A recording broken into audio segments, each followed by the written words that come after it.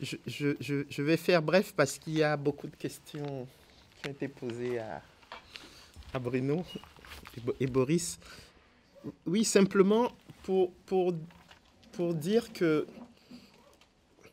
nous sommes partis d'une démarche un peu paradoxale, hein, dans la construction du séminaire, dans la mesure où, lorsque nous parlons de réserve minière, réserve de change, nous semblons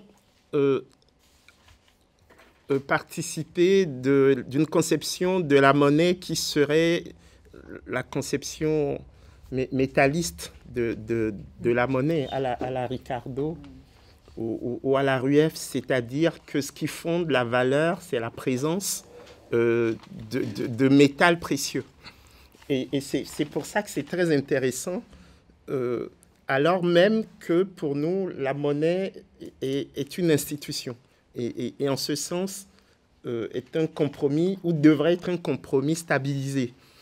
Et donc, c'est déjà le premier paradoxe du séminaire, c'est comment, à partir d'une vision qu'on pourrait qualifier de métalliste de la monnaie, on arrive à une lecture plus nominaliste de la monnaie.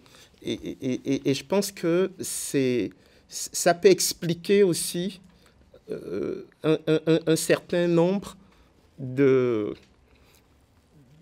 Comment dire, un certain nombre de points qui ne sont pas très clairs. Pour dire les choses autrement, on pourrait simplement dire, OK, dans la vision métalliste de la monnaie, si on a les mines, si on a les réserves minières, normalement, on devrait avoir une monnaie solide. Voilà.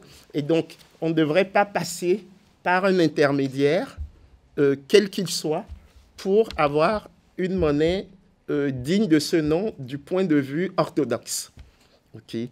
Rueff, au moment de la Seconde Guerre mondiale, a quand même pris l'or de la Banque de France pour aller le cacher au Congo, Brazzaville, en transitant par le Maroc. À Caille au Mali aussi, oui. Mais bon, c'est pour dire quand même que cette vision métalliste de la monnaie, elle persiste. Puisque pour quelqu'un comme Rueff, les talons de change or, il appelait ça du néant transformé en monnaie. Donc, jusqu'à sa mort, il estimait que tant qu'il n'y a pas de contrepartie physique, il n'y a pas de monnaie. Donc, je crois que c'est cet exercice que nous devons faire. C'est comment on appréhende le fait monétaire, en particulier en Afrique zone franc, et comment on le ramène dans la gestion des mines en particulier. Mais pas seulement.